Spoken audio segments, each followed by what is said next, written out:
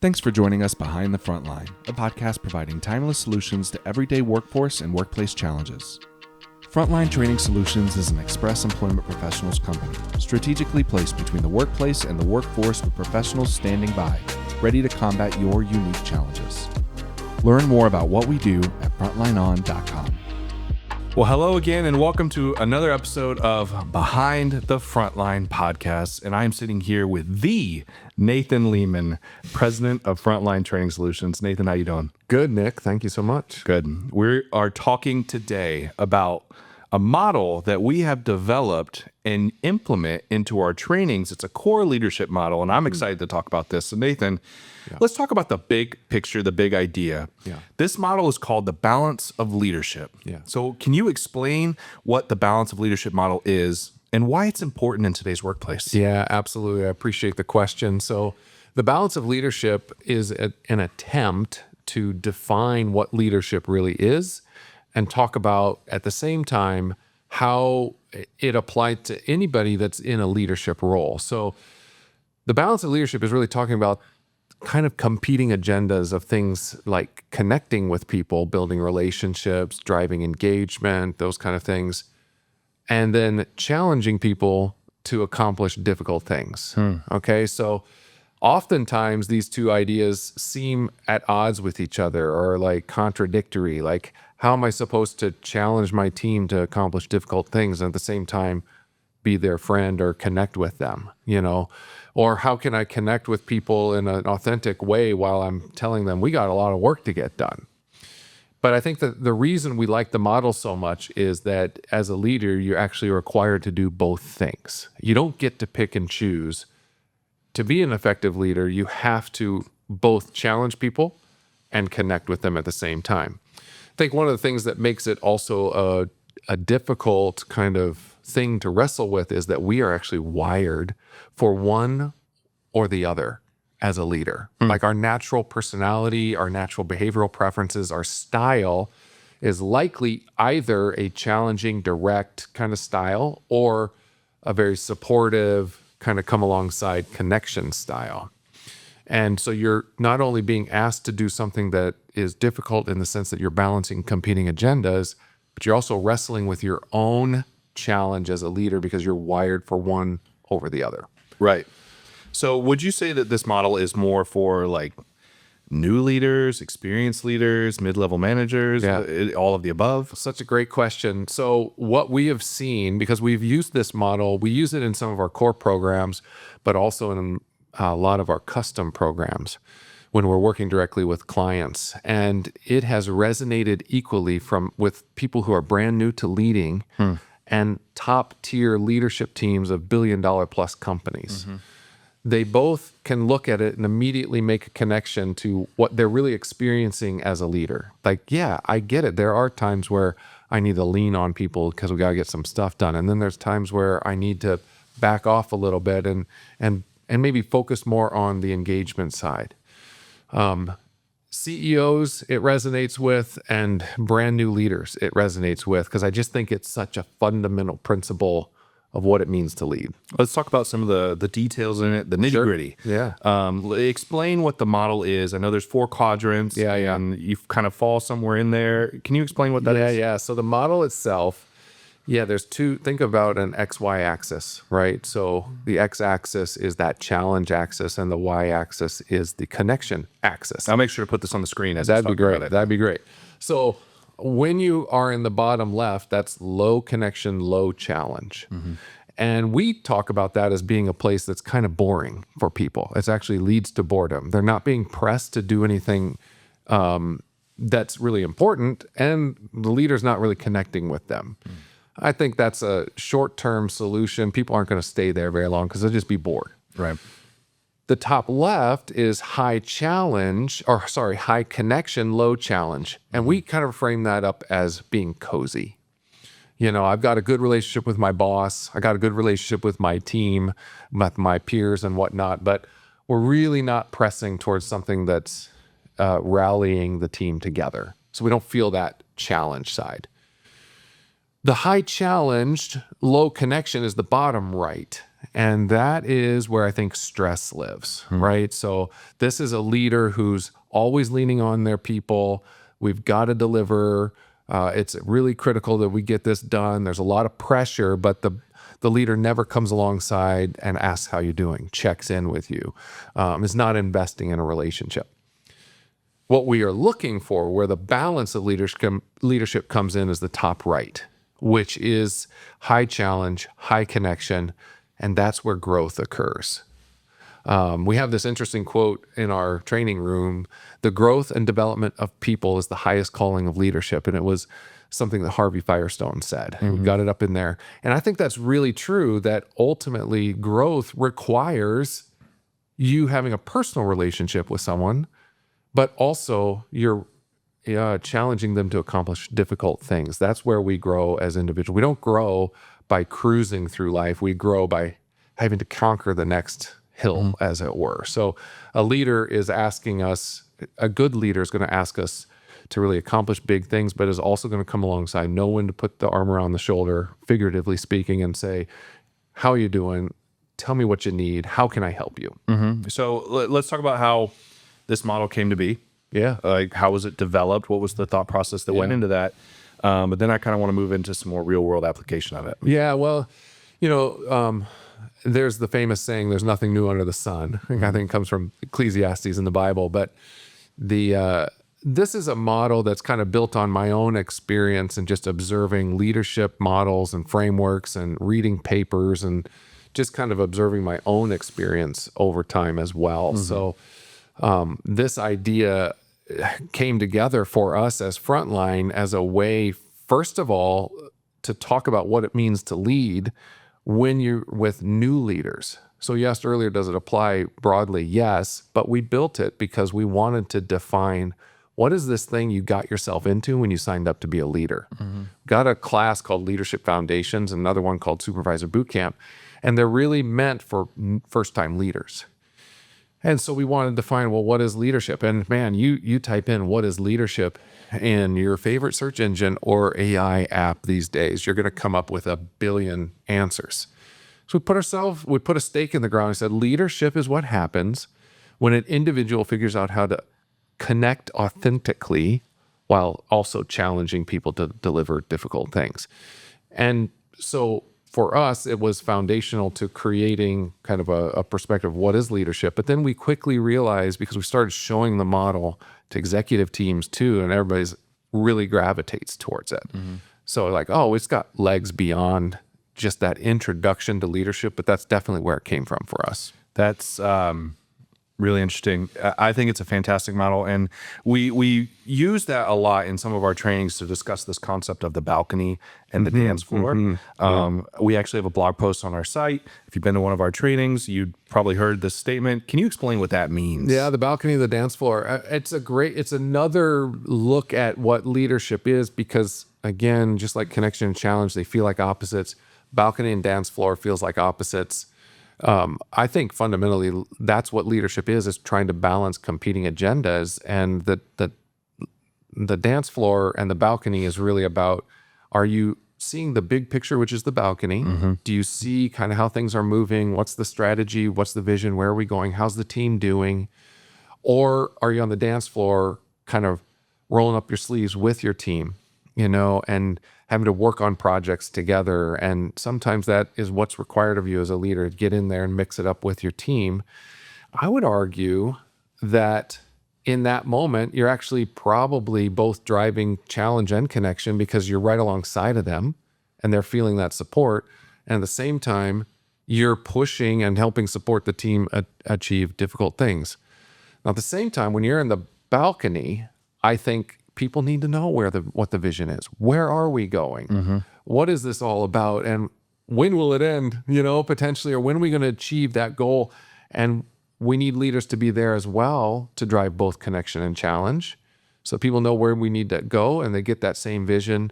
But people thrive in knowing what is the goal and what is that vision that can really help them feel connected to the organization and their team as well. So you'd say, a really healthy place to be for any leader is kind of floating in between both of them. You're going to have to. So not only is it healthy, it's what's required. Very few leaders, maybe you have to get into really high level leadership in a big company, are going to just live on the balcony. Most leaders today are what we would call working leaders. We have things we have to accomplish too. We have our own goals and own tasks that require us to kind of mix it up and be very tactical at times. And so I think it's a recognition that both are required. You may feel like there are seasons where you have to actually lean more into the balcony or the dance floor. And I would say the same thing for connection and challenge. It's just if you stay too long in one of those places and forget about the other, your leadership effectiveness is going to start to go down. The team's going to suffer.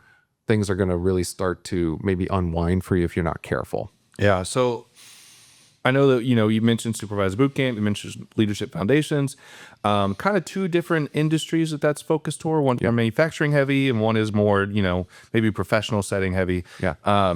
Let's talk for a second about, manufacturing, for instance. Let's say on Friday, there's a really top performing welder.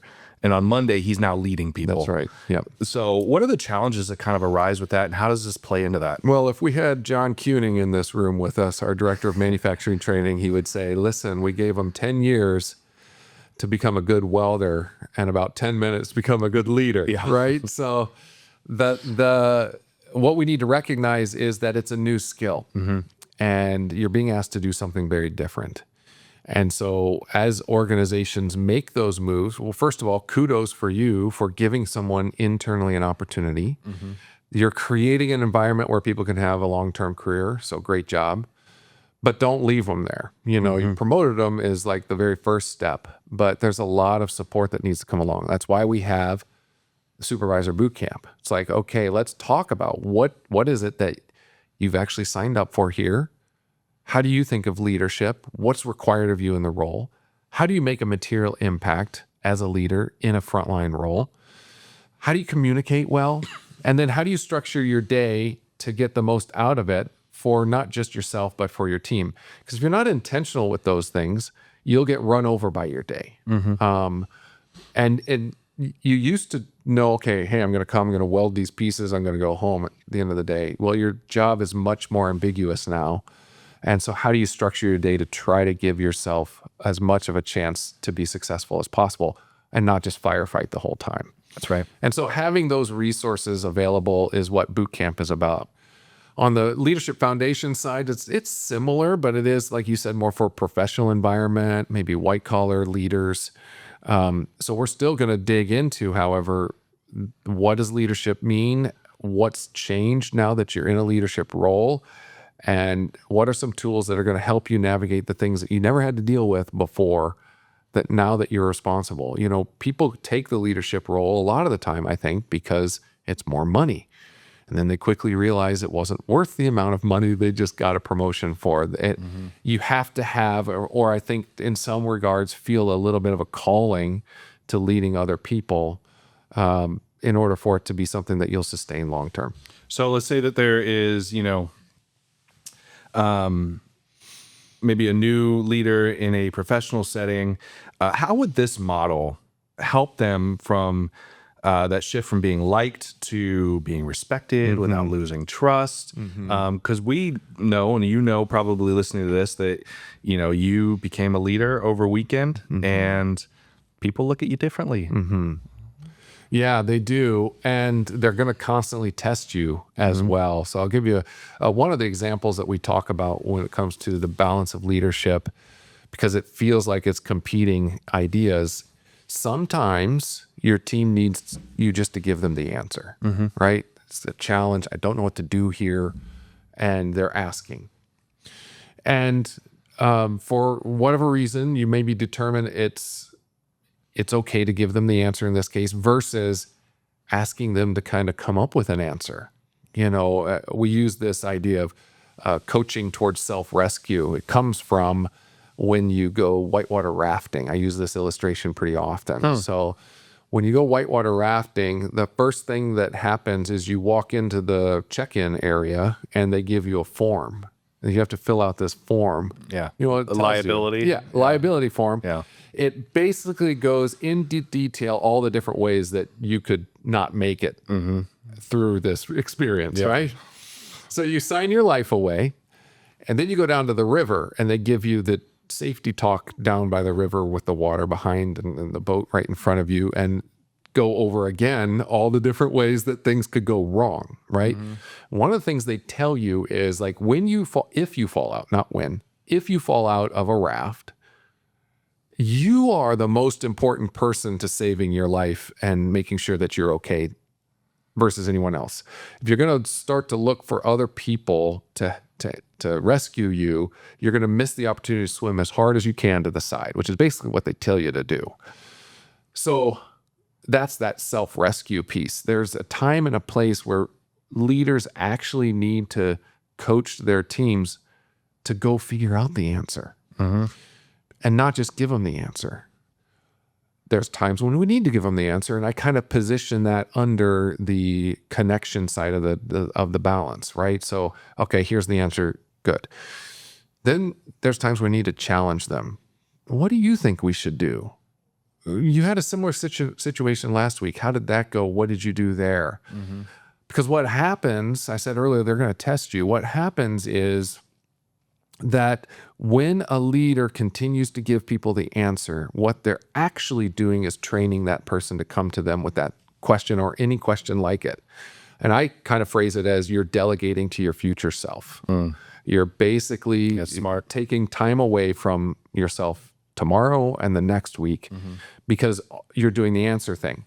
Now, why do leaders do the answer thing? This gets to why it's so challenging to transition into leadership. The reason that leaders will do the answer thing, like let's take your example of the welder, for instance. Welding last Friday, expert at welding. Now they're being asked to lead, not an expert. And somebody's now asking me about something I'm an expert in. Feels good. Let me show you how to do Feels it. needed. I know how to answer this question. I haven't been able to answer a question all day with confidence.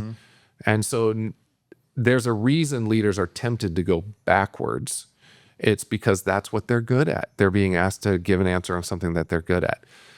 Now, I get why leaders do it, but that's not that transition into leadership. That's not finding the right balance and evaluating, is this a time where I can give an answer, or is this a time when I need to actually ask them to figure it out themselves? And leaders need to be very intentional with when they decide to do either, so that they're ultimately moving people towards that growth quadrant in the top right. Yeah. I mean, we even talk about in developing coaching leaders, the idea of coaching the self-reliant problem solvers. Yeah, there you go. So I love that you just tied all that together.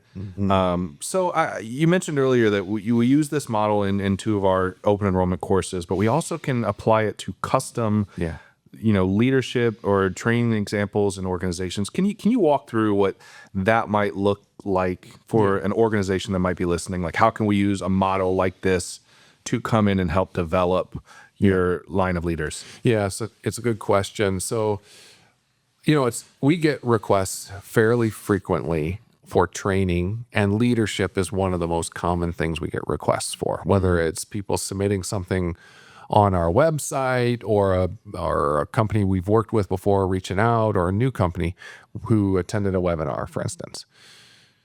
And so, hey, we need help with leadership development is probably the most common question we get. And I want to know what they mean by leadership, and It's a great question. what is it that you're struggling with or want help with? And let me kind of talk about how we define leadership. And maybe this helps you think about, well, what's missing? Is it, man, my leaders they're too hard driving.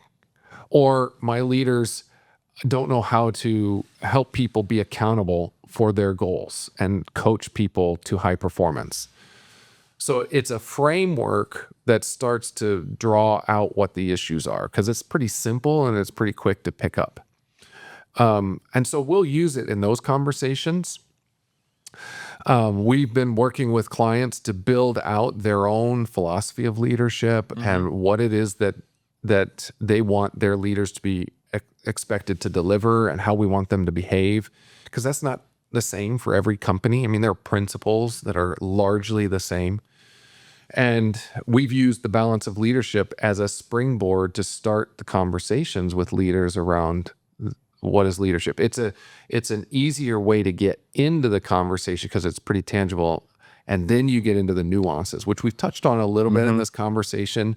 It's one of those things that's simple on the outside, but the more you dig into it, the more profound you realize it is. And so it's a good starting point for the conversation.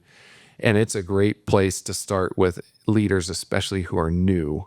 The reason that we can use it with executive teams is because, it's I think it's accessible for them and it resonates with their own experience, but it also provides a foundation for them. Okay, we get that. We can help our younger leaders understand that too. And we can all use this kind of the same language here. So somewhat accessible, I think, is why it resonates so much. I love that.